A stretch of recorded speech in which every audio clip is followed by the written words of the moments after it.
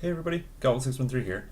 Today I want to take the opportunity to tell you about my favorite champion in League of Legends. My favorite champion is not one of the best champions out there, It's no Shyvana, it's no Sivir.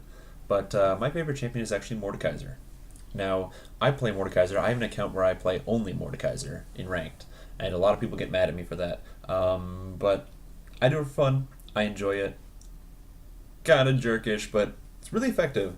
And I think the biggest reason it's effective is because a lot of people don't know anything about the champion Mordekaiser. They just assume, oh, it's just a guy, he uses health, and BR, hui, hui, hui, and blah, blah, blah. So I'm going to tell you why Mordekaiser is in fact the best champ BR. So what we're going to do is we're going to look at the abilities of Mordekaiser, and I'm going to explain to you why he is so strong.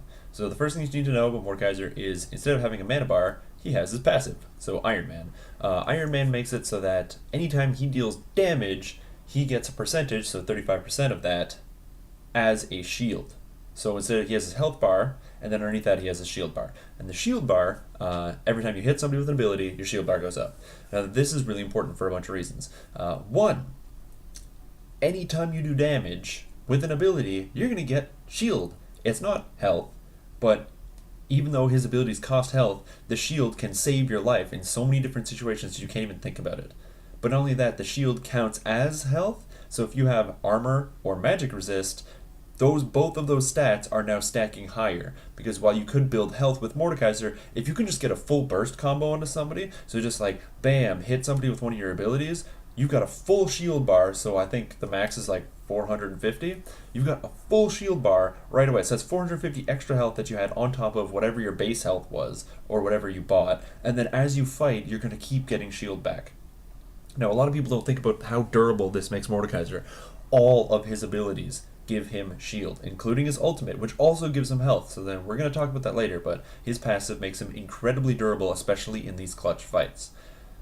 Next, we're going to talk about his Q. It's called Mace of Spades. It's an auto attack reset, and basically what his Q does is he readies an attack, so you can use it right after you attack for an auto attack, or a second auto attack right away. And what it does is it deals damage to the primary target you hit, and also deals damage to, I think, 3 additional targets that are near it. So great for clearing minion waves on a really low cooldown. I think, yeah, it goes down to 4 seconds when you max it out, and it deals a ton of damage. It also scales off your AD, which doesn't really matter. You don't really want to build AD anyway, unless you're going like some weird, I gotta have my Hextech Gunblade build or something like that. Now this ability is very important to his kit, and the reason it's important is because, number one, it deals a ton of damage on a single target, and number two, it just allows him to clear and get shield in a fight. Now, I maxed this ability last, and there are a bunch of reasons why I maxed this ability last, but the most important reason is that if you're hitting a single target, you're still going to be doing a ton of damage if you have some AP, so you don't really need to worry about all the extra AP, or leveling it up. I mean, the cooldown is really nice, but more often than not, you want your E and you want your W more than your Q. It's useful to have great auto attack reset, and if you're fighting 1v1, this is one of those skills that just makes you win, because you just go bam and do like hundreds of damage, and they don't even realize how much damage you're doing. So next, his W is called Creeping Death. What this ability does is you click a target with a certain range, including yourself, and you put a shield around that target. Now the shield deals damage to everyone surrounded and also gives the target armor and magic resist.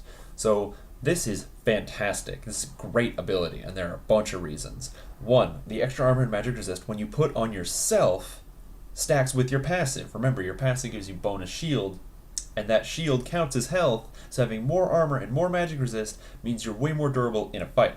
It also lasts for 6 seconds, and you can put it on not just yourself, but an ally. And the reason I max it second is because the cooldown goes from 20 to 12, and look at the damage! Look at the damage numbers! Look at those damage numbers!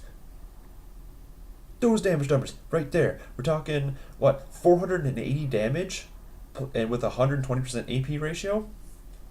For a max level skill, that's a really high base damage. And you're probably thinking, but you're not going to get the whole duration off. Well, yeah, you are. You're Mordekaiser. You get in the shit. You get right in the middle of the fight, and as you're dealing damage to everyone else, you're going to be boosting up that shield of yours. So you're getting so much extra help off of this shield.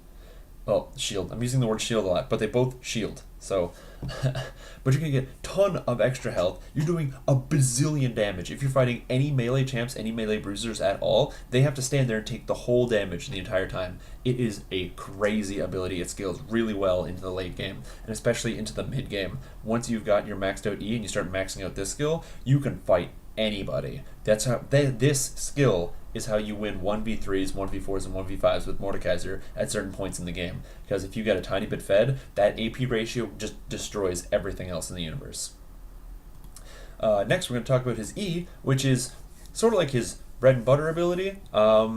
It's just a damage skill. He just goes, and then blast of metal comes out, and he just hits people in front of him. You max this first because it has range, allows for safe farming, and it deals a ton of damage. And it's on a low cooldown. The cooldown doesn't go down when you increase the level of it, but it just does a lot of damage, and it's an AoE attack. Can't say anything more than that. Also, it has no limit on targets. So if you have a bunch of creeps in a really small area, a bunch of enemies you're fighting in a creep wave, whatever, this skill will be better for you than Mace of Spades, because one Mace of Spades you have to actually run up to them, but this one, it allows you to trade with ranged enemies, and you don't have to worry about any of the targeting as long as you point it in the right direction. So this is a fantastic ability. You just max first. It's just point and click damage. Easy. Best ability. And then finally, there's his ultimate, Children of the Grave. So what Children of the Grave does, I'm going to slide over here. Children of the Grave is his ultimate ability. What you do is you pick a target, and when you do that, it's going to deal a total percent of damage based on your AP and the level of the ability. So leveling up this ability is really important. But what happens is, so the base damage, if you can see right there, right, it does 12%, 14%, or 17%, plus an extra 2% for every 100 AP you have of their maximum health, instantly. And then it's going to do that same damage again over 10 seconds, which means if you happen to have, God, you need a lot of AP, but if you have 500 AP, that is 27% of the target's maximum health right away, and another 27% over the next 10 seconds. It is reduced by magic resistance, so it's why Mordekaiser does really well with a Void Staff, but this ability also heals you for the damage. You don't just deal the damage, you also get healed for the damage that you do. So if you're trading with somebody 1v1, you're Mordekaiser. You're a damage god. You're already doing more damage than them. Now you're stealing their health with no spell vamp or anything, and this is affected by spell vamp, so it's going to heal you even more. And not only the health that you're getting back from health, the spell and the spell vamp, but you're also getting shield back. So this just gives you so much health and so much durability. You eat people alive. But the coolest part is if you get a kill on somebody that has this effect ticking down on them, so within that 10-second window, they die and create a ghost. The ghost is the champion with all of the items that they have. So the ghost doesn't actually use abilities that the champion has, it'll just auto-attack, but you can command it like a Shaco clone or a LeBlanc clone. But unlike other people's clones, the ghost is really powerful, especially if you clone like an AD carry, because the AD carry is just auto-attacking anyway, and it gets all of the abilities. If you have Static Shiv, it's going to Static Shiv stuff.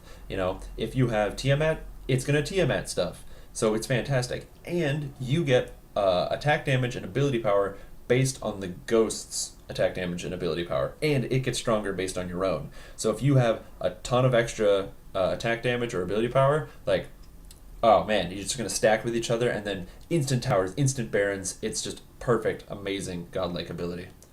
So that we talked about why Mordekaiser's abilities are really important and really strong. We're now going to talk about how come nobody plays Mordekaiser? This champ's like amazing. Look at the damage numbers. Look at everything he can do. Why am I not playing Mordekaiser right now? And there's a bunch of reasons. The first one is Mordekaiser is really hard to manage because you're using health, and he does not heal himself until he gets his ultimate. You can totally just drain your health to zero if you're spamming your abilities. So you really need to know how to use your abilities. Additionally, at level 1, you are not very strong. So if you're playing top lane, mid lane, where there's that level 2 advantage, you are just going to get wrecked right away. So that's bad.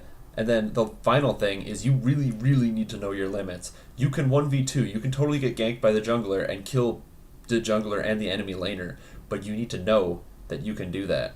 So you can't take risks, because if you get behind, Mordekaiser's not the kind of champion to just come back. He is you get ahead and you go with it.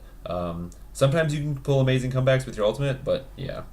And then the other problem is Mordekaiser has some really obvious counters. His counters are champions who have a lot of range and do a lot of damage. So the most obvious counter is Teemo.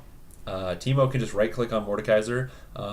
If you are playing really well, you want to make sure Teemo is always lured into the creep wave to auto attack you, and you can actually do some damage back to him. The problem is his blinding dart stops your Q completely, and you just get wrecked. He can just keep auto attacking you and take all your health away. Like, you can E him once, but then he's just going to keep auto attacking, and he's not going to go towards the creep wave. He's just going to zone you, so you get nothing. So that's really bad. The next biggest counter is Cassiopeia. Cassiopeia has ridiculous range, and she can just throw out her venom, and it just makes this big venom pool on the ground, and then you can't go and attack the creeps. You just gotta stand there and watch and cry. Lots. Just cry all day, every day. So, yeah, that's bad. And then the last one I would say that's a really big counter would be Syndra. Syndra is ridiculous range, and she has stuns, and she has slows, and so you can't dodge her crap. Like, she is just terrifying for Mordekaiser. You're a melee champ. You need to get up in people's faces. You're never going to get into Syndra's face. You have no pull, you have no hook, you have nothing. You're just walking at her, and she'll know, and she can just walk away, and nothing happens. So definitely don't go into those matchups. If you're going to play Mordekaiser, I highly recommend him for the top lane. Against melee bruisers, he does very, very well. You definitely have to play safe. Some champs like Renekton can bully him out really quickly, but Rengar, even champions like Riven, you can beat Riven if you play smart. She might jump onto you, but as long as you give her a couple levels, so take your own levels, she gets her levels, and give her some CS, and don't really try to harass her right away. Once you hit that level 3, you can then begin to fight her, especially if you ignore your Q and just put 2 points into your E. You can just keep spamming your ability, you don't have to worry about it, and you can kind of go even in that lane. So it's not so bad. The only things Mordekaiser can't do, Mordekaiser can't AD carry. He's not an AD carry. Mordekaiser can support thanks to the new support items and the fact that you don't need to build like full wards or crap like that. So shields or relic shield is actually decent, and Doran's shield start if you want to support on Mordekaiser. I wouldn't recommend it, but if you're playing it in ranked and people are like, well, you have to support, then go for it. But warning, you will be called troll. Straight up, true facts.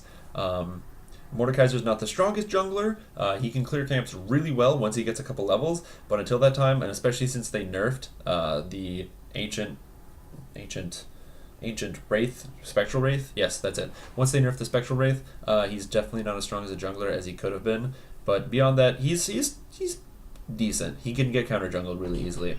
But I'd recommend top lane. Mid lane's kind of bad. Short lane, he doesn't like short lanes because of all the gank potential. And he's not really bursty. He's more of like a fighting champ, so you want the long lane. So that's pretty much everything you need to know about Mordekaiser. If you ever face up against one, be careful. He has a lot of damage potential, and never tower dive a Mordekaiser after a Mordekaiser hits 6, unless you have a full team. Because if you tower dive him, he's just going to press the R key, and you'll watch his health go from like 0 to like half a bar. You're going to watch his shield get to completely full, and then, I'm now taking tower aggro, and I took 1 billion damage. So be super careful. Don't tower dive the Mordekaiser. So thank you for watching this video. I will see you guys tomorrow. I'm probably just going to make a video right now for Christmas Day. But yeah, see you tomorrow.